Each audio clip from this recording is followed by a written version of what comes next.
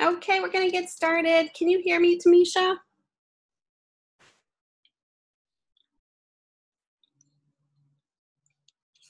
I hope you can hear me. Sorry for the little late start here. I actually had some people who visited, so I was trying to get that all settled so I can get on here. So we're starting about a few minutes or 15 minutes late. I apologize, but you know, it's just one of those things when you work at home. You get visitors, so I apologize about that. But let's get started here. It is week 3, live lecture 1. Hopefully you guys are getting the comments that I gave to you from week 2 and are kind of revising your work as you go forward. Just a little reminder that you should also be kind of prepping your pieces as you go for your brief. I think it would be a nice presentation if you put everything together in the end for your final. So I'll kind of go over that tomorrow. If that's something that you want to do, I think that might be the way to go for your final presentation. So you remember how you did your research and development in week 1, and I created a template for you guys to use for that. So just kind of continue using that same template, but just plugging in all of your different pieces so you would have your different ads in there. Not necessarily the written part of your projects, just the actual ads from your campaign on, you know, the pages that go forward into your book. And, you know, also have your flat files as well that you're creating them. This would just be for presentation purposes, because it's just nice to kind of flip through and see kind of where you started and then where you ended. So I'll go over that tomorrow, kind of how to get that all prepped and ready to go. All right, so what is on the agenda for week 3, session 1? I'm just gonna go over some announcements, week 3 work overview. We're gonna talk about campaign cohesiveness that has connection to your discussion this week. We're gonna talk about the AIDA model and how that kind of serves a purpose with your campaign. We're gonna talk about social impacts and ethical responsibility of advertising, misleading advertising, YouTube script examples, demo, and then how they work, and some creative examples, which I actually think, I don't actually have the creative examples. This was actually provided from another former instructor, and I don't have those available, but we can take a look at some here. Oops, let's go through here. Just a couple things to issues that kind of came up in week 2 assignment. Remember to cite your images if you are, you know, taking any type of images from another website, even pixabay.com. If you're taking it from a place like that where it's copyright free, you know, obviously it's a high-res image, that's good. It's copyright free, you don't have to cite it. But if you're kind of taking images that are not copyright free, you need to cite those. Have a purpose for the ad. You know, a lot of you guys had, I can tell the purpose for the ad was for that particular project, but it didn't necessarily connect or was cohesive with your other piece theme-wise. So make sure you know, when you look at your stuff all together, you know, you guys are building this right now. So put your assignment 2 and your assessment 2 together and see if they look like they came from the same campaign. If they don't, if there's like too much of a shift, then, you know, you obviously have to change something. Make sure you save it out so it's large enough to see, and use interesting fonts. I know a lot of you guys, I did see a lot of you guys using some for the headlines, which is good. Maybe not necessarily for the body copy needs to be, you know, readable. So you don't want to use decorative typeface for the body copy. All right, so we're going to talk about your discussion. Let's actually go look at your discussion right now while we're here. Go into Canvas here. And before we actually get to the discussion, I posted in announcements the weekly overview of objectives. So that was posted, as well as the learning coach information. So if you need her, you know, contact information, it is here. And then again, week 3, kind of an overview of what we're going to be doing I thought this was kind of cute. For this week, it's all written here with your objectives and kind of what we're going over this week. And then, before I forget, in announcements as well, I just posted this yesterday, late last night, 5 ways to maintain brand cohesion on social media. I just thought this was a really interesting article. And what's neat about it is, not only is it explaining 5 ways to maintain a brand cohesion on social media, but it's also showing you in a nice infographic of, you know, where to start and what's important. So you can kind of look through this almost like a game. But, you know, we're all visual people, so sometimes we're more interested in looking at the infographic than maybe just the article itself. So definitely go ahead and check that out. So week 3, our learning objectives, again, we're listed in announcements. It's basically you're kind of doing the same thing the last 2 weeks. You're creating that year-long advertising campaign. You're adhering to communicating that adheres to communicating client's brand of the campaign concept as determined in the campaign strategy. You might need to go back and kind of reread all the week 1 information to make sure you're on the right track. You know, sometimes we need to do that in our process. Interpret and utilize at least 3 advanced advertising strategies for an effective design advertising campaign. That's for your projects. Define a target audience and conduct research to develop a concept to create cohesive multi-part campaign strategy. Research and define 5 social impacts of advertising.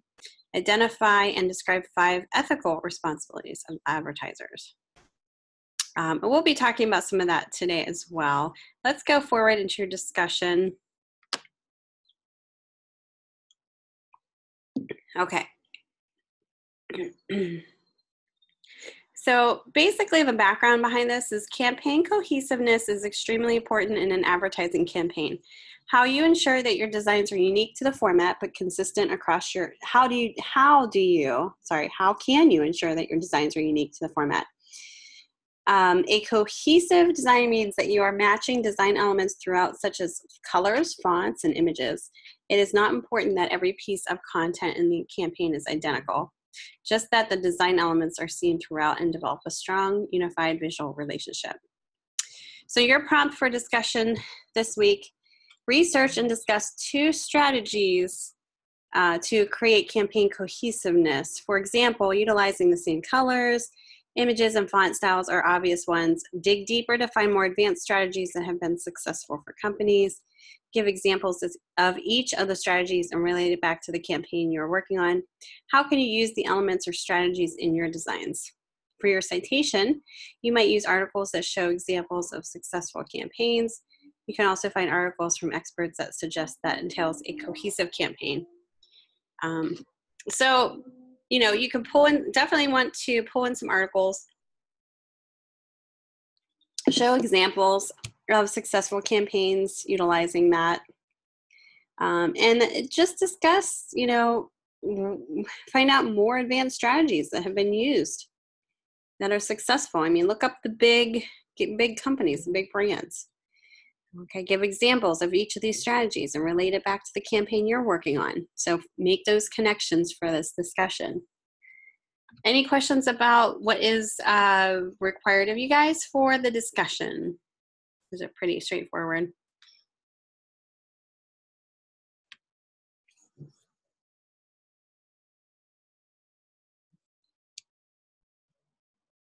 Oops.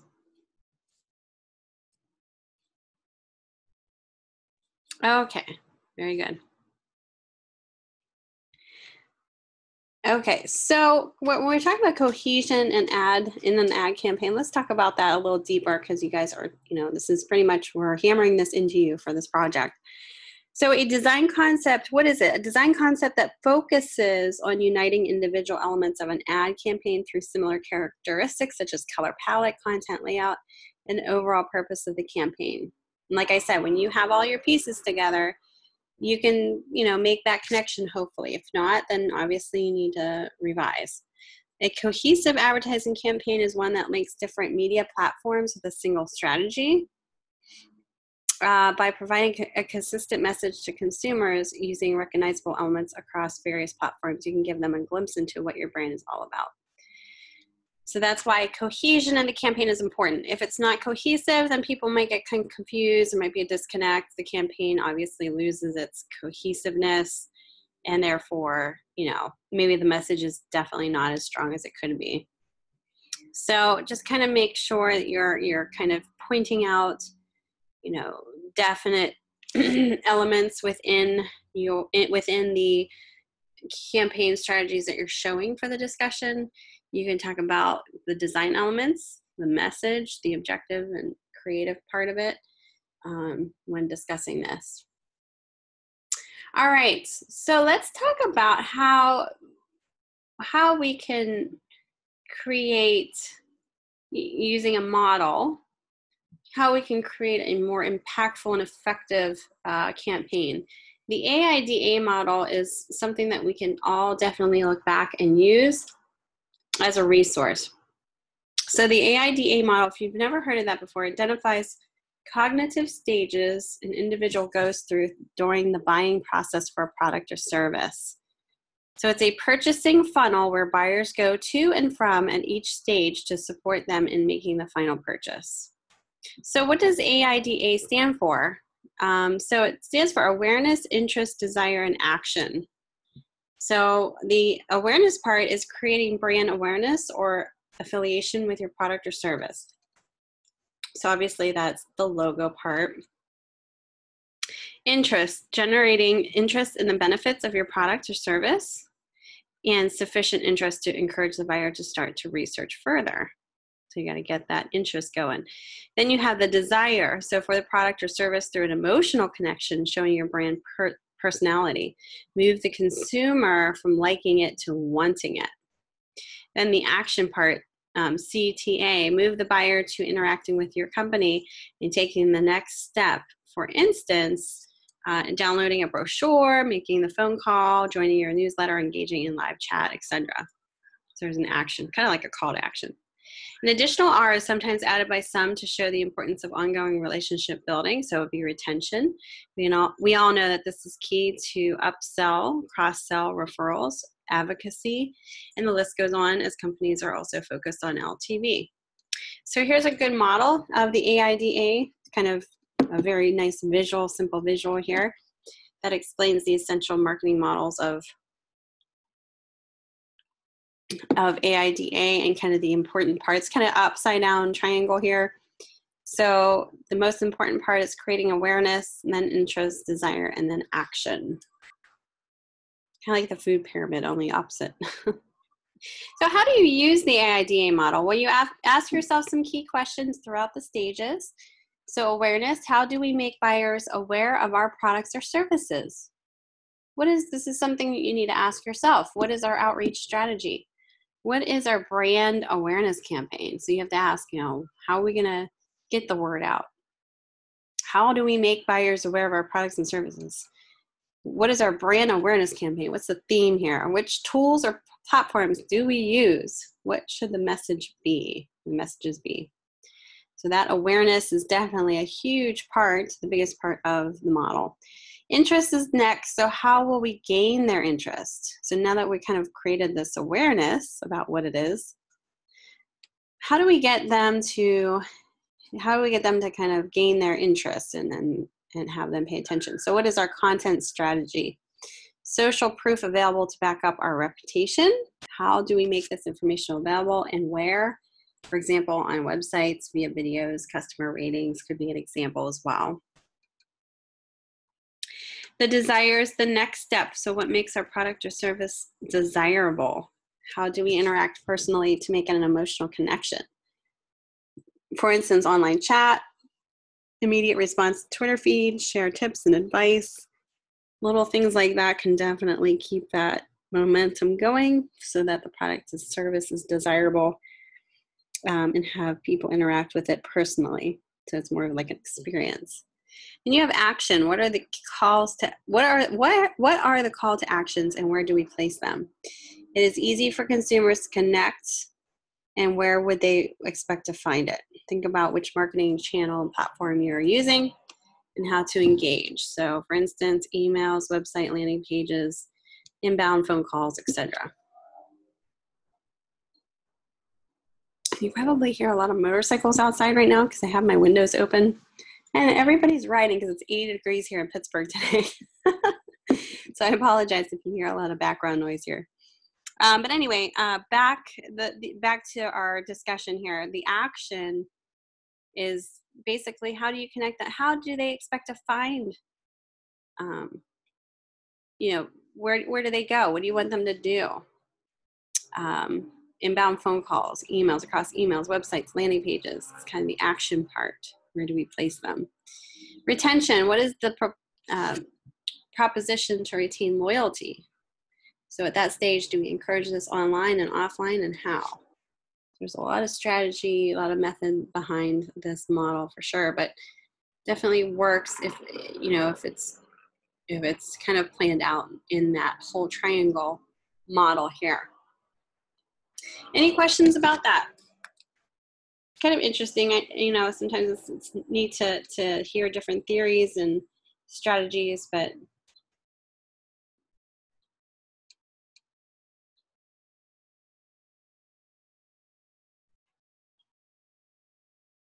all right. All right, so as we go forward here, let's talk about advertising effects. Advertising affects our lives, even if you think that it doesn't. You might say, oh, that doesn't affect me. I guarantee you have been affected at one point or another. So advertising in general gets a bad reputation sometimes when we actually talk about it, and there are some positive and some negative aspects of advertising. Often advertising works by making us feel unhappy with our lives, anxious and dissatisfied. The messages are that you are not okay unless you buy this, wear that brand, wash your hair with, and look like that very slim model. There's always that objectification part of the whole advertising deal here, which, could definitely change a culture and society. People in advertising spend a lot of their time dealing with ethical choices, and those choices are almost never black and white. There's subtle shades of gray choices too. Advertising can impact values and economics. While it reflects society to a certain degree, it also has the effect of normalizing values or behaviors. With the average American exposed to between 500 and 1,000 commercial messages a day, it wields considerable power over what we consider normal. Kind of crazy to think about. Advertising also affects the value of products, the prices of goods, and the effect on consumer demand and choices. So it's pretty powerful if you think about it. The ethical part. So the reason why we're talking about this is because, as designers, we kind of have to make sure that we know that, we have a way of protecting ourselves, so that we're not contributing to possible things that could hurt society in regards to advertising, and we'll kind of dig deeper into this, and I'll show you some tools to kind of arm yourself with, because I think a lot of the times we don't realize how much power we do have. And sometimes when we work for other people, we think, oh, well, I have to do this because, this is my job. But there are ways to kind of work around it. And if you're uncomfortable with designing something because you think that maybe it's false information, maybe you're photoshopping too much of something that doesn't quite look right, and it's putting out false information to the world, or, could give something a bad rep, even because you're working on it, you don't want to have your name connected to it because of that either. So we're going to talk about ethics and advertising, because there's that line that, definitely want to make sure you don't cross for sure. So what is ethics? So ethics means a set of moral principles which govern a person's behavior or how the activity is conducted. In advertising, it means a set of well-defined principles which govern the communication taking place between the seller and the buyer. An ethical ad is the one which doesn't lie, doesn't make fake or false claims, and is in the limit of decency. So there can be unethical and ethical ads for sure. We all have that moral duty to do good when responsible and to avoid evil when possible. Advertising has a great effect on our culture in general, making the moral duty all the more serious. I actually did a thesis paper when I was going for my master's on the awareness of how designers have impacted, how they have a choice and to create awareness to designers on objectifying women in advertising. And it was just such an amazing research paper. And what I mean by that, not that I came out with it was like my paper was amazing, but what I found out about all of the stuff that was debated and facts that came out about certain society numbers of like who was affected by certain advertising and just how we can really change how society is with advertising. It's just such a powerful thing. So I did a whole thesis paper about this and how we as designers can, be more aware of this so that we are using it for good and not evil. Kind of the bigger picture here. So let's talk about ethics and morals in advertising. So in advertising, it's used as a powerful source to inform and persuade a personal opinion. Changes the world constantly, and advertisers are very careful with what they post because of tensions it can cause. So it's pretty powerful. I mean, you really have a pretty powerful job being, in advertising, because basically you're persuading people. You're putting that look out there. Here's an ad done by Dove, the Dove campaign, and they put out this beauty campaign for, real looking women who aren't photoshopped, all different sizes, shapes, so that, it's kind of showing the ethical part of the brand and how their product is for all real women. So it's kind of a neat campaign to check out. There's benefits of advertising. We talked about this a little bit before. I'll talk about the benefits and then we'll talk about the downsides of it as well. So the economic benefits of proper advertisement can bring profit to a company. Yes, that's obvious. It also helps show demand for what the world needs. So those are economic benefits. There's political benefits. Advertising is used to help show what a democratic government has to offer. It also helps us determine the right from the wrong in the government. Sometimes it gets kind of crazy. There's cultural benefits. It can raise awareness to specific minority issues. Advertising can also help people by inspiring them to do things such as giving to a specific cause. So culturally, it could definitely be a benefit. Moral and religious benefits. People use the method of advertising to spread a message of their faith or views of specific humanity issues. So that's a good thing. Advertisers can create awareness to social issues as well. So that can kind of create more awareness so that people are, a little bit more understanding of what's going on and, have more empathy in regards to a certain social issue. Maybe even give to the cause. The negatives to advertising. So we talked about the benefits. The negative to economic harm. Advertising is used to persuade people to buy or use things. This is the point where some things can become abused. Some things like brand loyalty and sex appeal are used to persuade buyers. Sometimes, that could be a bad thing. Advertising causes people to want and crave things they do not need. Political harm of advertising. The cost of advertising can be expensive, meaning the affluent people are more able to advertise various more effective ways. That could sway, more people.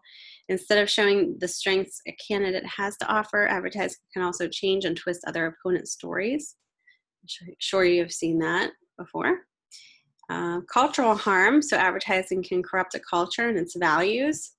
Moral responsibility is lowered because of the differences in education, income, and consuming. So the cultural harm, this is kind of what I did my paper on. And it's just kind of crazy to hear some of the factual information that was gathered for different debates in regards to this issue. Very young girls in kindergarten in the United States are on, I think it was like more than half of the kids in kindergarten are on diets or thought to, be concerned about what they're eating. And, it's definitely debatable, but could be linked to advertising and how we put that out into the world. what is important. Moral and religious harm. Advertisers can use religious themes or religious icons to portray something within their product. Sexual objectify women and men are portrayed within advertisements to help sell products. You know, so you're not looking at a person anymore, you're looking at an object. That's kind of what that's all about. So it could definitely be a bad thing. How does advertising deceive people? So we talked about the pros and cons of advertising, but how can advertising deceive people? Did you ever see something like this, an advertisement on the left side for a Burger King Whopper, and then you actually get the Whopper and it looks like the one on the right? Yeah, I'm sure you probably have been there one time, maybe not just with the Whopper, but so you've been there before. So claiming that a product can do something that it cannot is a clear-cut case of deception. Saying that a package is 1 1/2 times bigger than the other, if it is a clear-cut case of telling the truth. But in the real world of advertising, the issues are seldom so clearly demarcated. It is deceptive. Here's a good one that's definitely photoshopped before and after. The woman on the left, you know, obviously probably doesn't look like that. Yeah, it looks like it's shrunk. I mean, I've gotten burgers like that before. The woman on the left is definitely like photoshopped to make her look a lot older, and then the one on the right is definitely photoshopped to make her look a lot younger. So both of those images aren't really true. Therefore, it's deceptive. This is kind of crazy, and I think I've had these before. Do you ever get a package like this where you expect it to look like the actual character, and then you pull it out and it's not quite exactly what you thought it was going to look like? I mean, I know it's kind of hard with certain products, but yeah, it's kind of disappointing for sure. That could be deceptive advertising. But there's so many things that go into advertising, even mock-ups, demonstrations, and simulation and ads. People, I don't know if you've ever seen that, they've had documentaries about food photography where, you know, for ice cream, instead of using actual ice cream to photograph it, they use mashed potatoes. So because it doesn't do good under the lighting of the actual shoot. So things like that, pouring milk into, like for those cereal ads where they have the white, you know, real stark white milk coming out of the bottle to go into the cereal bowl. Well, when they do those shoots, apparently when they do use milk, it comes out more blue than white. So they sometimes use glue or something like that.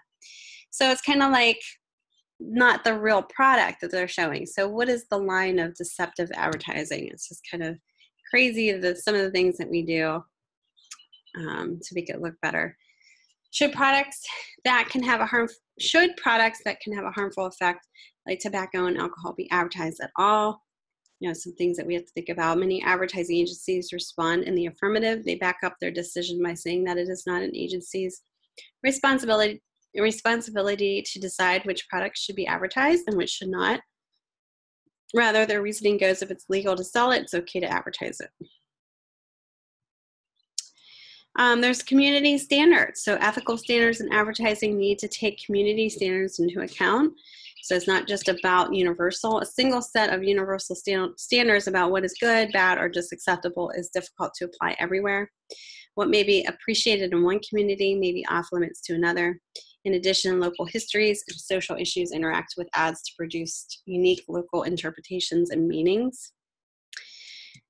So for example, for this ad for jeans, it plays off Leonardo da Vinci's famous Last Supper. Here, gender is reversed and religious imagery has been put into the service of selling. This ad had to be withdrawn in Italy and Spain because the predominantly Catholic public did not like it. When an ad so clearly violates public standards, what should be the process for changing or removing the ad? It is the responsibility of the company, the government, or the individuals who object. So kind of think about that. There's also subliminal advertising, and some of this stuff definitely goes on in commercials and TV shows as well. But this is kind of subliminal messages that people think that are used to communicate secret messages and so that people, buy their brand or eat their food. So there's also that theory as well. Is it ethical to advertise to children? Some people think not, but advertisers continue to do so. The general question here is whether children should be treated like other consumers or whether they deserve special treatment or should not be advertised to at all.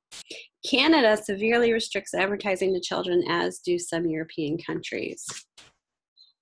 So sometimes that could be an ethical issue. So what are your options as a designer? You know, what if you worked for somebody and somebody said, okay, now you have to design this, and you know that it's going to maybe be hurtful to a society or, you know, just to society as a whole. You have more power than you think as a designer. We just need to know the tools to have in order to stand up for ourselves. So what can designers do? How can you empower yourself as a designer to try not to be involved in unethical advertising? There's different ways that you can go about this. You can empower yourself with manifestos. If you ever heard of those in graphic design history, graphic design, probably have studied some of those manifestos, and or agreeing with AIGA's ethics and responsibility as a designer. When you become an AIGA member, you can sign the ethics and responsibility, or you actually do sign for that as soon as you become a member. So what does that mean? There's also inspirational designers and resources ethics for the starving designer. I'll actually post this to the announcement so you guys can see that later. Like I said, there's a manifesto that was written. Some are very more recent. There's one that was in 2000, and the First Things First one in 1964. If you guys get a chance to look at that First Things First manifesto, it's pretty empowering. It's calling upon designers to consider their influence and examine alternate uses for their talents, opposed to working tirelessly promoting consumerism. So it's a way for us to get, you know, kind of more power into our hands in regards to that. So check those out. First Things First manifesto, 1964, and then there's also one in 2000. A professional, so in the AIGA, remember how I said you could sign up for membership and then you are, you know, signed into their standards of professional practice. They actually have in there, a professional designer adheres to principles of integrity that demonstrate respect for the profession, for colleagues, for clients, for audiences or consumers, and for society as a whole.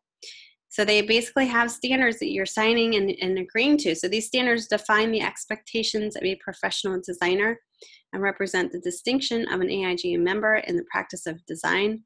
AIG members at the supporter level and above who have agreed to adhere to these standards are denoted in the designer directory by AIGA logo. So you can be a supporter at the supporter level and adhere to these standards. You can agree to them. What's nice about this, and you can go to their website and check out the standards of professional practice, is they actually have an outlined ethical and professional issues encountered by designers and their clients in the actual design business and ethics. You can find this free online. It's a PDF. It's like hundreds of pages, and you can go through it and just kind of look through it. It's kind of neat. But what's really neat about this is if you are a member and you signed up and you actually are a chosen person to, you know, agree to the ethics, designing as, you know, being an ethical designer who is socially responsible. If you are asked at all to do something that you're not comfortable with, either by a client or somebody that you're working for, you know, bring that up. That's your tool. Say, hey, listen, you know, I'm an AIGA member. I had signed the standards of professional practice. You know, I am adhering to their standards, and I feel like this is definitely going to be crossing the line. You can even show them, you know, this PDF of the design, business, and ethics book, and kind of show where you think it kind of crosses the line. So that's your tool, so that you're not saying, I don't want to do it, and not really have any factual information to back it up. You know, your decision has been brought up to the client or whomever you're working for with, you know, kind of a factual piece of information that you know, adhered to a certain ethical part of of being a designer, and you kind of don't want to you want to adhere to the things that you sign to. There's also American Advertising Federation that has also ethic codes. So not only are you're not really alone out there. There's actual companies that the federation that actually make sure that things aren't kind of going off too far, and they make sure everything's in line. So there's a new ethics code that people should be adhering to as well. So there's other things that kind of guide advertisers as well. If you ever want to check out adbusters.org, very cool site to go to. It's kind of like designers gone crazy. When I say crazy, it's just kind of like designers kind of doing the opposite of what advertising is all about. So, like, for example, this one poster is the Buy Nothing Day, and that's basically to raise awareness of like consumerism and kind of what advertising basically is all about. So it's kind of a neat perspective for us designers to see it in a different way. But adbusters.org is definitely a very cool site to check out. All right. So, just something to think about if you're ever put in that position where you feel like you're uncomfortable and, you don't feel like, you don't want your name on that. Because even if you're working on something and you're working under somebody or for a company, your name's still going to be on it. So, you want to make sure that you're not having a bad reputation for designing something that, has bad connotations to it or is not good for society as a whole. So you want to that's kind of the tools that you can arm yourself with for sure going forward. All right, so I'm going to get into your assignment 3 here in a second. I'm going to take a quick break here before we get into that. Do you have any questions so far with what we've gone over? Okay. All right, I'm going to take a quick 5-minute break. We'll get back to the demonstration and then we'll go from there. Sound good? I've been talking for at least half hour here. Okay, great. All right, see you back here in 5 minutes.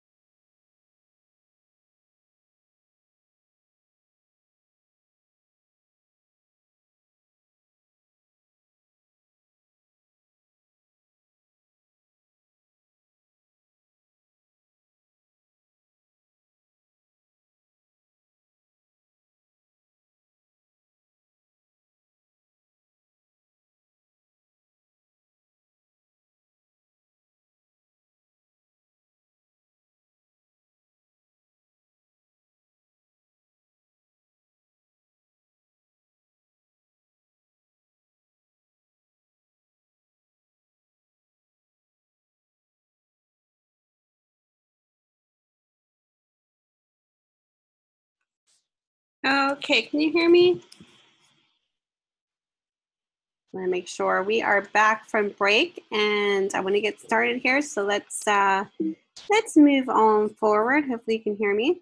Okay, so let's go into your, thank you, Tamisha. Let's go into your assignment 3 information here. We'll go over this, see if you have any questions.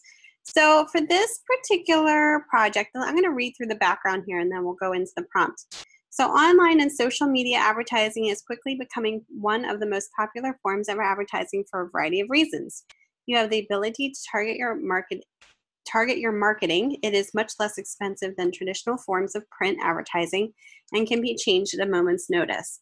YouTube video advertising is one of the new mediums advertisers are beginning to add to advertising campaigns. Some of the reasons for this is the volume of views available in this medium, lower cost than a traditional TV advertisement, and there's a captive audience.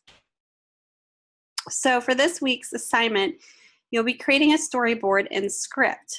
This is the industry standard to show a client what you have in mind for a commercial. This method not only works for YouTube, but for any type of medium that utilizes shooting video and dialogue to sell a product or service. So for this assignment instructions, you're going to write a brief description of what the commercial's concept is and what it's selling. So a minimum of 250 words. Make sure you are adhering to the campaign concept you established in week 1. So it should be cohesive and consistent. Following the format shown below, start with a minimum of 6 scenes to portray your concept for the commercial. If you wish, you may use a different type of script storyboard, but it must include the same information below. The script should be finished copy. The actors or voice talent will speak. The thumbnail sketches of the scene's content is to show content in the scene. Use arrows to show movement if necessary. This is a 30-second commercial for best results. Rehearse your idea in time to see if it will keep your audience entertained, but also sell the product and service. So multi-page PDF of brief description, storyboard, and script is needed in your PDF, and then also the name should be filed as file should be named as such. Sorry, excuse me. So the format below is to give you the guidance of what needs to be included. Feel free to improve on the presentation aspect of this form. So you can, definitely,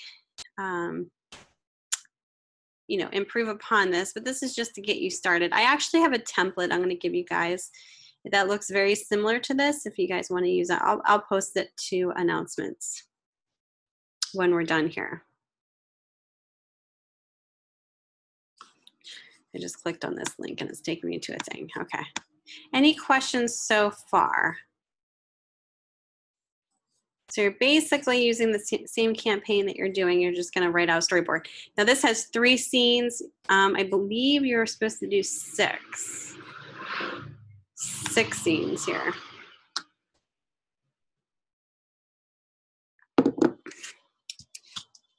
Okay.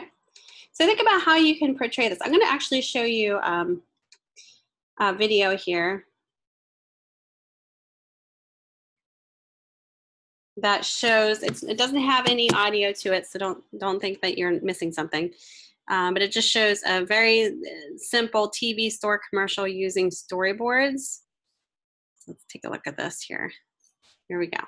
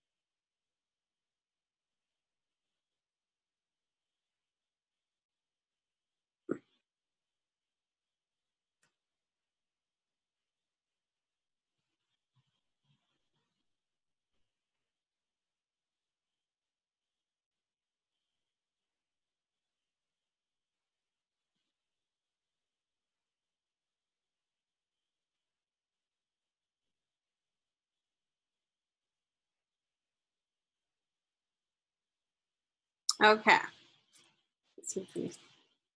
So that was kind of a neat way to see how they use that whole, let me get my thing back up here, sorry. Use the storyboards to show what each scene was going to be. Now you might not have yours as being as extensive. You just need a minimum of 6 scenes. So think about how you're going to do that with your overall campaign theme. How can you tie that into your actual YouTube commercial? So in this commercial template, you're going to write who the writer is. You can name, that could be your name. Estimated time. Obviously you're going to do, what was it, 30 seconds? 30 seconds.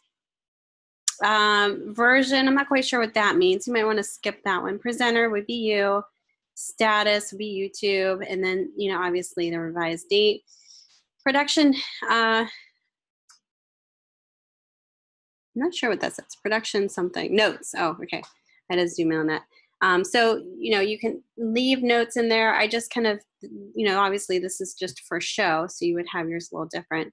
But you can put production notes in there, kind of what to expect when you go into actually doing the commercial. So your scenes are as listed in scene 1, what would actually happen, your copy, you can have, the voiceover be the VO, you can have the speaker kind of spelled out in that regards. You notice in that commercial, I believe it was, let's see, how did they do this? They had the video mentioned, but then also they had the speaker as well, an announcer. So you definitely can have that placed into that template as well for the different copy. The shot description is basically kind of what it explains there. So what type of shot. You have a long shot, the medium shot, and over the shoulder shot. So, basically is giving the instructions for whoever is videoing the commercial to, kind of where to go in the perspective of the commercial. The notes is basically just kind of where the actual video is being taken, the location, just kind of extra stuff that you can add in there. The storyboard, this is kind of the important part of the template, and you can do some, and I don't know if you guys can see that, I'm going to zoom in here. You can actually do your own illustrations in Photoshop or Illustrator. If you're comfortable in Photoshop, you can do that, use that, or even do your own sketches and scan them in and have them placed in there. And I will give you a template that I just created for you guys so that you can plug that in there very, very easily and just save some time. All right, so if you use any type of images from the internet, you need to cite it. Remember APA guidelines for that. Just kind of add that in there maybe at the end of your template. And just explain on each scene kind of what's going on whenever the commercial starts. And remember, this is only going to be a 30-second commercial, so you have to get to the point pretty quickly as to what you're trying to say here in the overall message. Any questions so far?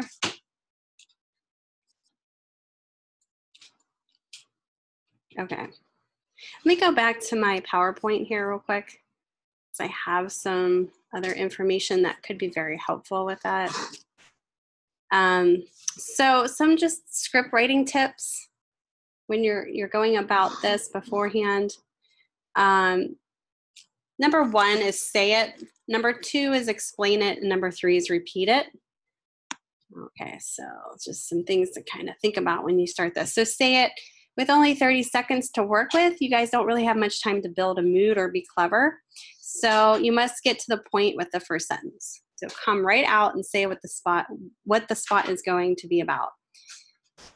So get to the point right away. Explain it. So after you say it, you need to explain it. If your lead sentence is successful, you now have the attention of the viewer and must spend a few seconds sharing additional details. So you're kind of saying it, explaining it, and then you're going to repeat it. And when you look at like very quick commercials, you'll kind of see that pattern in all of, pretty much all of those commercials. So repeat it is the third step. So finally, after you say it and explain it, you should repeat it. And then it sounds pretty simple, but a lot of writers forget about this. So remember that your audience is not necessarily a captive one. Attention spans are very, very, very short. Just kind of think about that.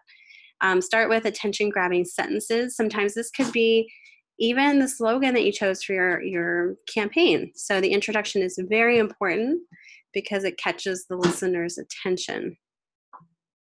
Then you want to state the business name and offer that several times. You may want to do this at the beginning, middle, and end as well by working it into the script in a natural way. Repetition helps the audience to remember your information as well. You may also want to include a sentence about special, limited, or exclusive offers. That's usually always something that persuades people into taking action. Follow with a clear call to action as well. So tell the listener what they must do to get the special offer. So the motivation, the offer should be pretty much the call to action. So for example, a free sample of shampoo is probably not enough motivation to get someone to sign up online. However, a free Pilates class that is a $20 value may be enough to create an online account. So definitely make it worth their while. You want to write to the audience, and this is why it's important that you guys, kind of started the design process and researched who your target audience is. Use the language they use, words they understand, and images they can identify with to keep your message. Grab the audience's attention in your opening scene and dialogue. Repeat your message several times in different ways. Once is not enough to make the message memorable. So even in a 30-second spot, repeat your main message at least 2 times. So those are kind of some definite tips to go off of when you're working on this. You might even just want to check out some commercials on YouTube that are 30-second commercials for products and services, or even organizations, to kind of get a good idea of how they do it. And then visually, kind of the script and your storyboards are pretty much kind of the creative process of how that commercial is going to come together. All right, and this is just script formatting. You guys definitely can check out all of this information online if you want to kind of gather more information about how to script format. But this is very specific into kind of the different notes to place in about audio and video, sound effects and all that you might want to add in there just so that people know kind of what's going on. I actually have another commercial that I wanted to show you guys real quick. And again, this doesn't have audio, so it's going to be really quiet, but at least you'll kind of get the idea behind the visuals and how you can maybe use your visuals in the same way. So give me 1 second here.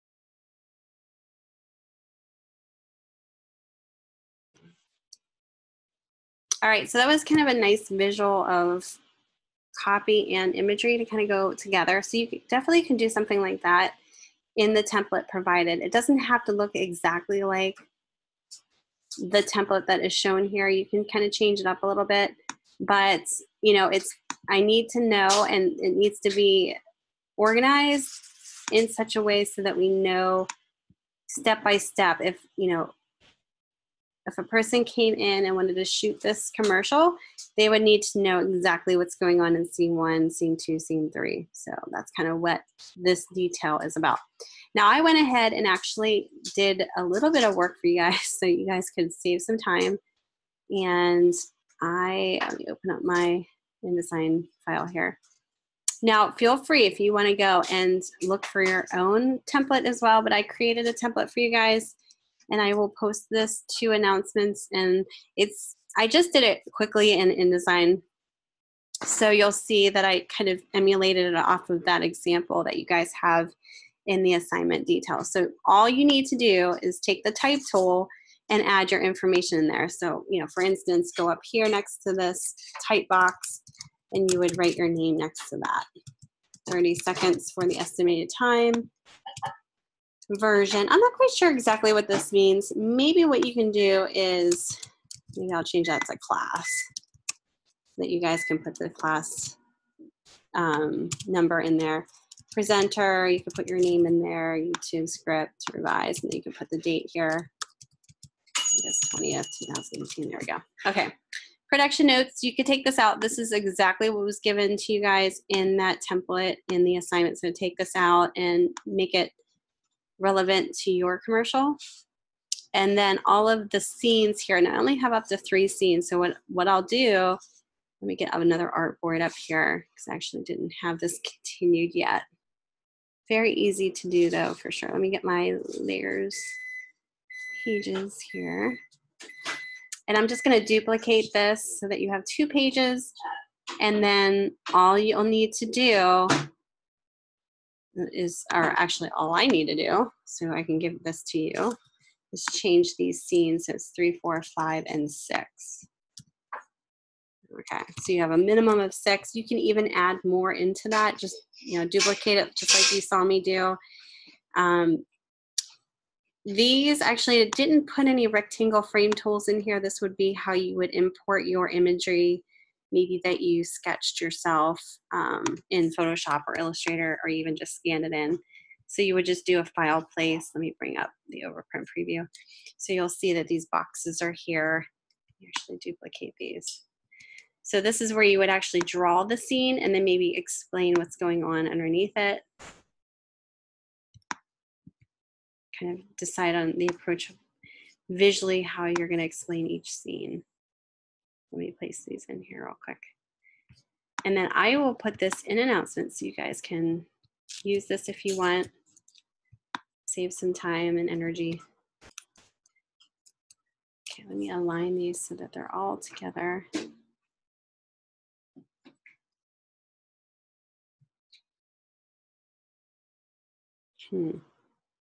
Where's my alignment stuff here? There we go. Okay. So that's one way to go about it, but you can do different templates. They're free online. If you want to check out storyboard, ad, commercials, you'll see several different visual ways to show this, but at least have this information in here. So this first part where it says copy, that's basically if there's any voiceovers or whoever's speaking in the commercial would be placed in here. Shot description, kind of what you're seeing at the time, notes, any specific things that you need, talked about for this particular scene, and then the storyboard would go here. Same for scene 2, so that would be kind of going into scene 2, and so on and so forth. So you can have more than 6, but you have to have a minimum of 6. And kind of think about how quickly these shots will be in your 30-second. Remember, it's only 30 seconds, so it's not a lot of time. So you might want to read through your information of the voiceovers and kind of time it yourself to try to figure out if that's going to work or not. Okay, let me go back here. So let me go back to my 2 ads that I created last week in the demos. So this is the first one that I did, was the EPUB ad. And this was about 8.5 by 11 ad. And my whole slogan was about discover, because it's Discovery Island. So I wanted to use a main focal point image that was kind of unique. And then also the headline to kind of tie that into the Discover. So Discover is a huge part of the slogan. So Discover a New Way to Fly is my theme or my headline there. And then for this particular extra deliverable that we did last week, I chose the Mardi Gras theme for the actual Discovery Island because that was one of their seasonal themes. And then I have here Discover a New Way to Play. So maybe in a commercial, I'm kind of tying that same Discover, you know, and I'm using a play off of those words and maybe showing their firework summer events that are going on. Always remember to go back to your go back to your fact sheet about your brands so that you're hitting upon all of the specs that are placed in there, especially the year-round events and the seasonal events. All right, any questions so far? Go back to my PowerPoint here. All right, so it's a lot of information, but I think once you guys get started and really think about your campaign and how you can tie that into your other pieces, I think it'll go quicker than you would kind of imagine once you get into it. And just kind of researching other commercials will really help kind of think about different ways that you can start your commercial and give that inspiration. Okay, what I wanted to show you really quickly too is tomorrow when we meet, I want to show you how you can tie, let me go back into our, I don't know if I have this in here actually.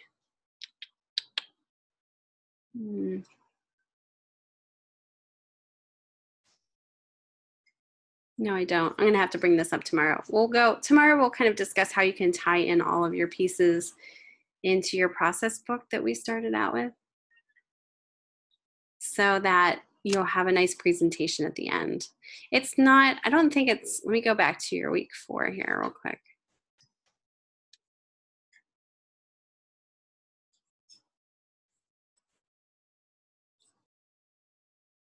I just want to check out something for your final project because I don't know, I can't remember. Let's see here. Okay, yes. So you guys you'll be doing a bus wrap for assignment 4 for your final presentation. And you'll be submitting your pieces, all of your pieces together on your Behance portfolio. So something to think about. You might want to kind of add that into your process book that we started so that it's easier to present at the end there. Yeah, and your design self-assessment will be your week 4 assessment. And that'll be kind of like your big reflection post. So tomorrow night, I'll kind of go over how to set all of your ads up so that it presents professionally and looks nice. And then it'll become easier when you start posting to Behance for week 4. Alrighty. Okay, so this is kind of where I'm going to wrap it up. If you have anything that you want to show to Misha at this point, let me know. But this is all of the information I'm going to give you today. Tomorrow we're going to go over some more stuff, but I don't want to kind of inundate you guys. Do you have any questions about the YouTube video commercial? Okay. Did you want to look at anything so far or want me to run over any other information?